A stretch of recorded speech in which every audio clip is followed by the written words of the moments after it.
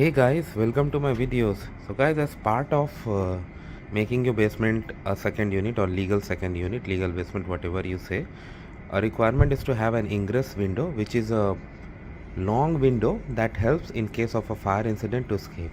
So in order to make that, see how this is made. Like a digging was done here, okay, as per the standards, and now this window will be removed and it will be replaced by a long ingress window. I'll show you that also.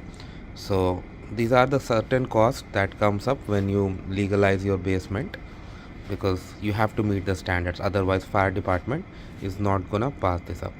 So after this digging is done, they will put it here and this will remove, and of course, like, they are gonna remove this everywhere. I'm gonna show you an ingress window now. So this is an ingress window. This is what is gonna go over there. It's very easy to open and escape, okay, and this is also made with standard specifications. So when you buy this, you got to be very careful. In my case, like in my contract, these metals were included, so my contractor himself has got it, so there's nothing for me to worry about. So that's how it works, guys. Thanks for watching.